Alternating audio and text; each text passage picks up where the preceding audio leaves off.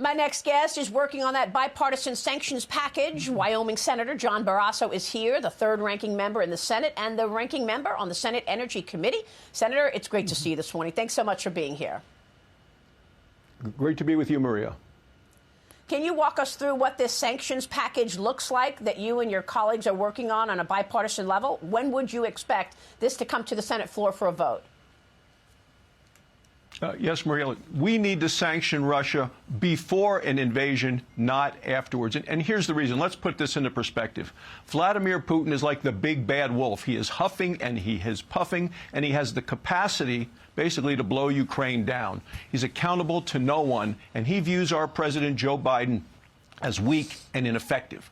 We need to put in sanctions now so Putin will see just what pain he will suffer if he does invade, and they have to hit him militarily as well as economically. From a military standpoint, we need to make sure now that Ukraine has all the weapons that they need to defend themselves. We know what they've asked for: anti-tank, anti-aircraft instruments. We also need to put into place financial issues which will hit Ukraine now, and specifically interfering with their ability to transact international business in dollars. Now, the biggest sledgehammer we have, of course, is energy and the Nord Stream 2 pipeline. But this is the area, Maria, that Joe Biden has been the weakest because he has already approved that pipeline months ago.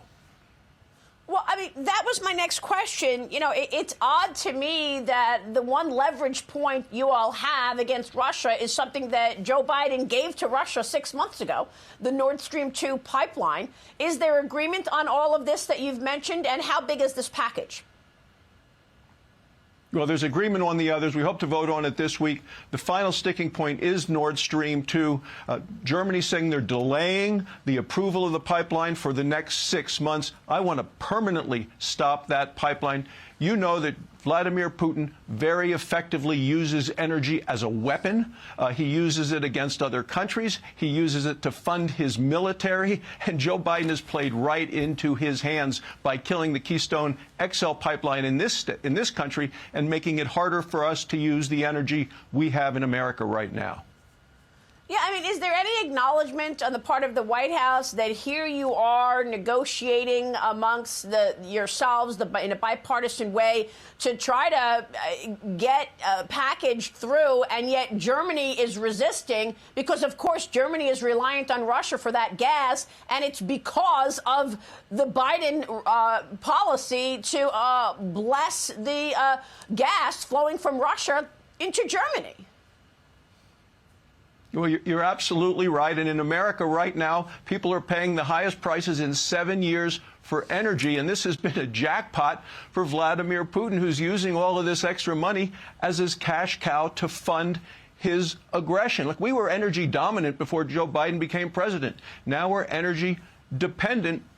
And what you've seen in the last year is Biden has had to go to OPEC plus Russia to ask for more energy. So this is the money that's funding their efforts. We are right now in the United States using twice as much imported crude oil from Russia than we were a year ago. We are much better internationally if we are selling our energy to our friends than if we have to buy it from our enemies. And this White House does not seem to believe it or acknowledge it. Yeah, and you've talked about this a lot in terms of what you called Biden's year of failure. Going through the economy, inflation, 70% of people disapprove, COVID, the border, Afghanistan, and crime. The president just said he had a terrific year. He said that jobs are plentiful, and you see it differently. Well, I do. This has been an epic failure of a year for Joe Biden. He came in promising that he would unite the country and he would put COVID behind us. And he has done the exact opposite. He has divided the country and ignored the concerns of the American people. Inflation in 1 year of Joe Biden is at a 40-year high. People's paychecks aren't keeping up. They're feeling the pain every day. Crime in the cities, the border, you were just down there and saw that. I think it was your fourth trip. With the virus, this president was woefully unprepared when the new variant came. They didn't have the testing. They didn't have the treatment because he was so fixated on his mandate. And then there's Afghanistan. These were all failures, and there are easy solutions that people agree on, such as let's produce more American energy. That'll bring down the prices. Let's defend the police, not defund the police. We know what to do with the border in terms of the Remain in Mexico policy, finish the wall. We know what to do in all of these things. The president is ignoring the needs of the American people. Well, I mean, where is the accountability? You're right. I just got back from the southern border for the 4th time, and I spoke with a number of AGs. 13 attorneys generals were down there at the border, and we saw a lot of these issues up close and personal together. One of those AGs, Patrick Morrissey from West Virginia, is calling on heads to roll as a result of this wide-open border that has created and allowed human trafficking and drugs to flow into this country. Listen to what the AG of West Virginia wants to happen now. The Homeland Security Secretary, Mayorkas, his position should be terminated right now. He needs to be fired immediately because you can't allow this kind of senseless death to keep going on and just say, oh, well, there's nothing we can do. What are your thoughts? Should Alejandro Mayorkas step down? Well, number one, it was your 4th trip to the border. Joe Biden hasn't been there since 2008, and that was a drive-by. He doesn't seem to care about the border and what's coming through in terms of criminals, in terms of drug dealers, and in terms of the drugs themselves. He's ignoring all of that. His position on the border seems to be, you get to the U.S., you can stay, and then the Democrats want to provide amnesty. I mean, you talk about the Department of Homeland Security, border security. You have Democrats, including the Vice President, Kamala Harris, who wanted to eliminate immigrations and customs enforcement across the country. That's the problem. You know, Maria, that over the last 3 months, more illegal immigrants have come into this country, carrying all different things with them. And over those 3 months, that was more than in the entire year of 2020. 2/3 of Americans say this president is doing a really bad job at the border. We need to take back the House and the Senate. One House alone isn't enough to be able to stop what this president is doing to our nation at the border. Yeah, but Senator, I guess what I'm getting at is we never see accountability. So we continue to see, you know, death and destruction as a result of this wide open border. We also have seen no accountability as a result of the botched Afghanistan withdrawal, where we lost 13 of our servicemen.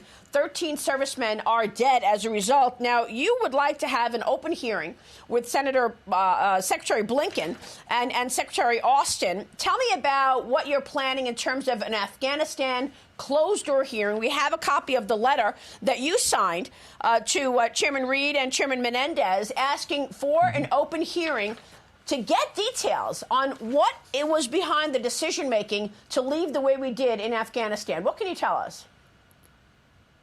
Well, there's a classified briefing for selected senators on the Foreign Policy Committee as well as the Armed Services Committee. That's this Wednesday with the Secretary of State and the Secretary of Defense. Every Republican on those committees has signed a letter saying this should be open. This doesn't need to be classified. The American people need to know what is happening. We need accountability.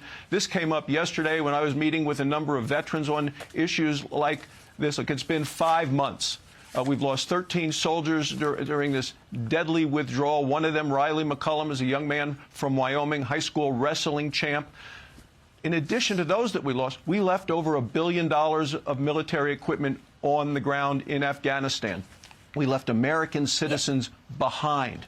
On item after item, we left the Taliban in charge. And what did the president call this? An extraordinary success. This was a terrible failure. Not one person has lost their job in the State Department, in the Department of Defense. No one has been held accountable. We want the American people to get the accountability, not just classified information behind closed doors. Well, the same thing on crime, Senator. I mean, look at these pictures of the funeral for NYPD officer Jason Rivera in New York Friday.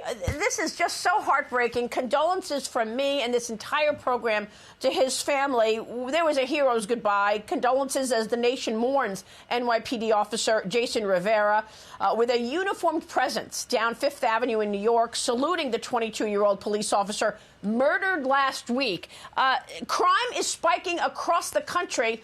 highest in 25 years. Have you heard any answers about this from the Democrats who were talking about reimagining the police and defunding the police over the whole year under Joe Biden?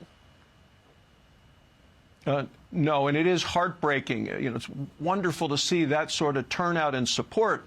The Democrats' policies are behind all of this. The border policy of essentially an open border, come and stay, and then the policies related to defunding the police. I mean, that's what the Democrats have been calling for, and the president has basically turned over the nominations to some of the highest positions in his Department of Justice to the liberal left. You have people in those high positions who want to defund the police, and they've been calling for that, and they're in the Justice Department of the United States. It is criminal what this president has been doing in terms of our nation and our nation's security.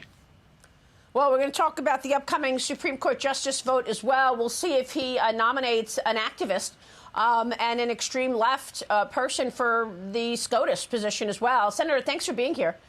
We appreciate it. We'll be right back.